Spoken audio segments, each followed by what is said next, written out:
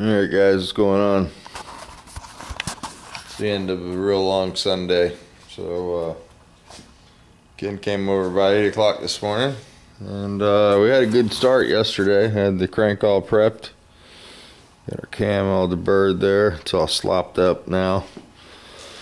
Notched our lifters, had everything all laid out nice and pretty, and this is what total chaos looks like.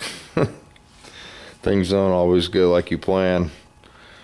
We got a bad case, I do believe. We tried a couple different sets of bearings in here, and short of bolting the case together with the bearings in there, which I'm going to do in the morning, because I've had it. I put it together and taken it apart probably about 10 times. Not with the cam in it, but just with the crank with different bearings and trying different tricks. And I think the center main's twisted, and tightening it down, it doesn't lock the crank up, but it puts a tight spot in it, and we don't want to have a tight spot. It would probably run out, but yeah, I like them to turn over nice and smooth.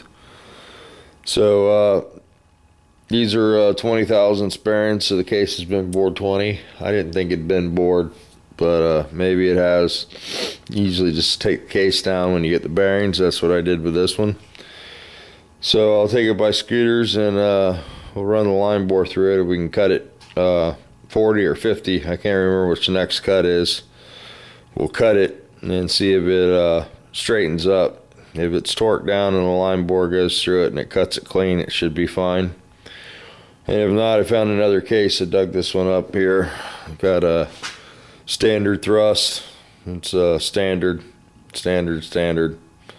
So we'll do that one if we have to. It is a 10 millimeter case, so you know, we'd have to buy inserts and insert it if you wanted to do that, or we could just go with the 10s.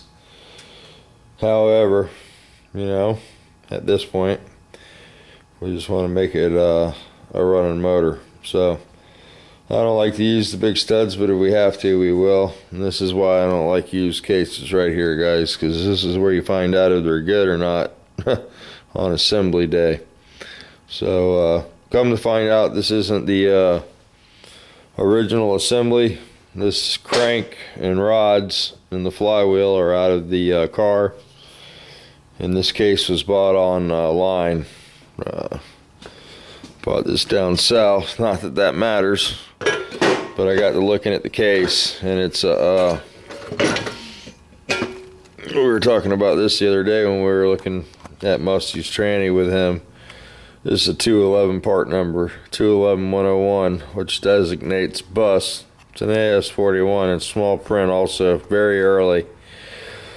So that would mean that this is out of a 67 bus, like a 1500. And the case is fairly old, you know. I didn't really look at that. It's not out of a late bus because it doesn't have all the provisions for the bus bar. Actually, it does. It's just not tapped. So I don't know what the deal is. It says probably a 67 if I look the number up. But that's what we ran into. Sometimes you fail, and that's what happened today. So we'll have to figure this out tomorrow. We worked on it for a little while and threw everything we had on a Sunday at it, and there's only so much you can do. So that's where we ended up with that. And I can't figure out how to get the cap off this rod. It's crazy. So anybody remember where this came from? I was going to get this nickel plated. But anyway, that's what's going on here today. Got somebody coming to look at the Porsche motor on Wednesday. They say it's not original or something. I don't know. He was trying to tell me that it's got some weird parts on it or whatever. I don't know. I looked the number up and it was 1958. But I'm no expert. I know what I want for it. And I don't think it was in a 912. He said it was in a 912, but when we used to work on the 912s at scooter shop, usually they had the Solex P11 carburetors. These are Zenith, so it'd have to be an early. But I don't know, like I said, I'm not a real expert on these motors, but I do know what I want for it. So I told the guy, he said he might buy it. He's gonna come look at it Wednesday. Andrea said that I can't be here when he comes because I can't sell stuff, and I'm not gonna lie, I don't have that talent. So yeah, I had a little interesting, had a little flash fire today over there on the belt sander. That was fun. I was clearancing the oil pump to clear the cam bolts. A lot of times when you put a big pump in, the bolts there interfere with the oil pump, and that's something that you have to check. And we checked it, and it was a little close, so you can see where we ground it. And as soon as I hit that on the belt sander, it lit up. The magnesium content's really high in that pump. Not a lot of aluminum there, and it was hard to put out. We got it out, and the shop didn't burn down, so that was good. So anyway, sort of disappointed with this. Well, a lot of prep into it, and wanted it to work out, but yeah, sometimes you don't get what you want. Nice crank. I'm pretty confident the crank's straight. I took this Brazilian crank over here. This is a cast crank out of a late model Beetle. I don't know if you guys remember when I got that in or not, though. This is if you order a new crankshaft from what is it, Rocky Mountain. There's one of the Mid-America, that's it.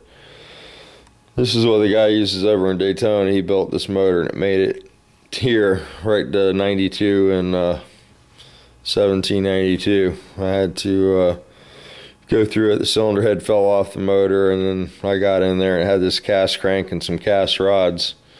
And the customer said that he'd bought this stuff personally himself from Mid-America Motor Works, and I wouldn't use it. I never saw a cast crank from a Volkswagen. Most all Volkswagens, you know, it's a forged crank, and you can tell this has got a very small casting line in it, where a forged crank has a very wide line, just like on a Chevrolet. And this tings like a bell, and that goes thud. So, but it is straight, and we put that in there and had the same issue. It was even worse with that crank because, like I said, it's brand new. So it's the new limit, not the outer limit. This thing's worn a half a thou. So, well, I don't know. So the warp case is hard to detect, so you bolt it together with the crank in it. And yeah, so that's just where we're at. I wish I would have found that before I inserted the case. I feel really bad about that. But it's not like we can't do another one, or we can just go with the 10s and you know, see how that works out. I know this is a pretty decent case. It is missing a main stud out of it. I have to dig a stud up for that and make sure the threads are good there. But other than that, everything looks pretty square on it. And those are standard bearings in there. And his crank is standard, so that would work out really good. So I just want to get it worked out where he's got his motor. And I don't know how much more we'll spend on this case. You know, this is why I tell people just buy a new case, because you already got the $100 in inserting it, and then, you know, you spend another $125, $130 to get it line bored, then, you know, you're not even close to what a new case would cost. But even though you do that stuff, it doesn't ensure that the case is gonna, you know, give you good service. You really don't know the history of the motor. We don't know how many times the fan belts come off this, or how many times it's been overheated, or, you know, the cycle it's been through, any of that stuff. So all we can do is guess. And so far it's not looking really good. I mean, the case doesn't look bad, but, you know, you can tell by the number it's pretty old. Somebody asked me about painting the cases. This case is painted with the like a gunmetal. This case was actually sent out to Hilltop Volkswagen in Jacksonville and checked out and given a clean bill of health. But when he unboxed it, it still had the dowel pins for the bearings and the mains. You know, they didn't measure it too well, and those were really hard to get out. I did get those out and put new stud or dowel pins in and straightened all that out, but that was all for naught because the case I don't think is going to be very good. But as far as overheating or running hot, I haven't really noticed an issue. I've run them unpainted and painted. Now I'm sure if you painted it and clear coated it and you got carried away, you could trap the heat in there and maybe make it run a little hotter. But if you watched any of my videos with my blue car, it's got a case that's painted black, and cylinder head temperature runs right about 190, 200. So used to run 200 in the summertime, and now it runs 190, 185. I almost have to change the jets in that now because it's getting too fat. Now that summer's over and winter's here, it'll choke you out when you're sitting there idling at the stoplight.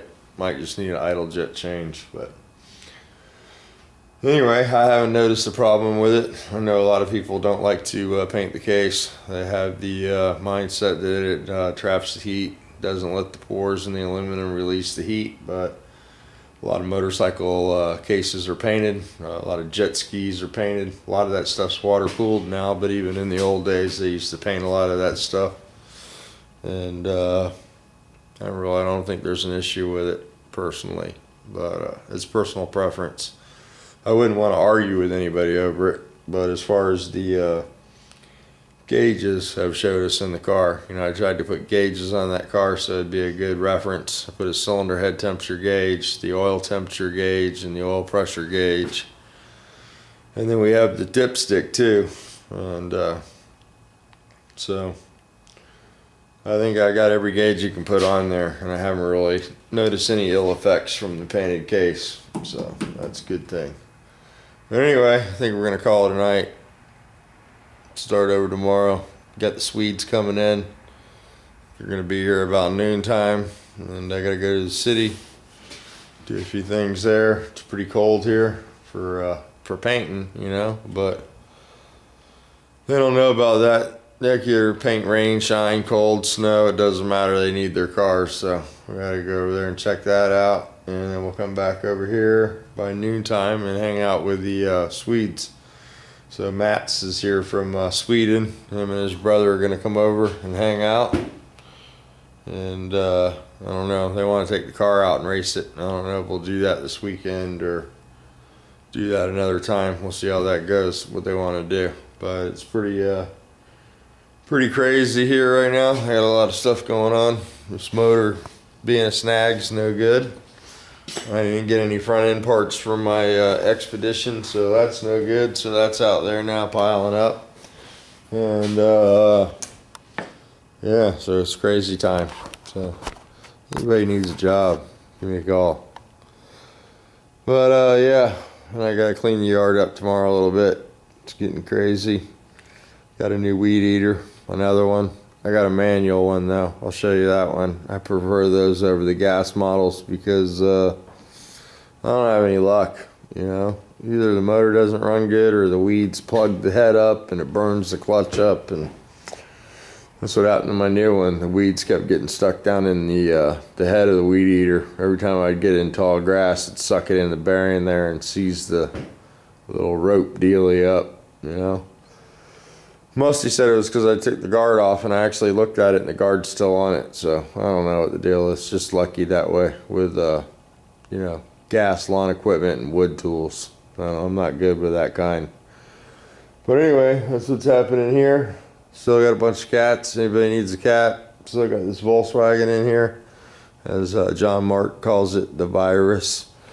Get that finished. I got paint for it finally, buddy. So I just had to. Some reason that one door is just a little light, so I'm going to blend the door in a quarter, and then we won't have to worry about it. We'll know it looks good, and everybody will be happy.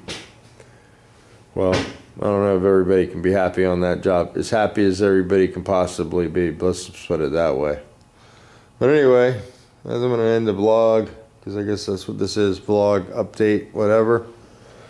So we're Jason's not doing good. Hell ride, 66 hell ride. I get that backwards all the time because I'm dyslexic. But you know, best wishes to Jason. Hope you're doing better, buddy. Pray for you, and you know, if you're praying tight, pray for Jason. And if you're a brother of the roads, go over there and give Jason your vote. He's running for brother of the road, brother of the year. And that's this week. So go see Mr. Blue Roads. Go over to that channel there and cast your spell or vote or whatever. And it's important to vote. I messed up, didn't vote, didn't whatever. But I do want to apologize to Miss Bell there. I did notice the other day when I finally found my inbox, I had a bunch of messages and stuff from people. And one of the messages was from Mr. Blue Roads, and it was some information on the election, or the erection, whatever they were calling it, and I didn't see that until just a couple weeks ago, and I apologize, because there's a lot of other people who have left me messages and stuff, and I'm still figuring out how to do the YouTube thing. I saw Jay Canal's video today where he unsubscribed from everybody and then resubscribed, and I don't think I'd try that, because I'm not too good at that. I know that I was messing with some buttons one day and I lost 150 videos, so I've done that twice. So since I've been making videos on YouTube, I think I've lost 200 videos pushing the wrong button. So I really need somebody with some techie skills to help me with my channel. I'm not going to deny it. I don't have that skill. I don't possess it. And Andrea is really busy, so if she does help me as much as she can, and she helps me with the answers and the replies and stuff like that, and but she's got a lot of stuff going on. So, and somebody wanted to know the other day, we still sold paint, and we still sell it. I think it was Tom Noble, and I know she emailed him back, but yeah, she's still doing the paint thing.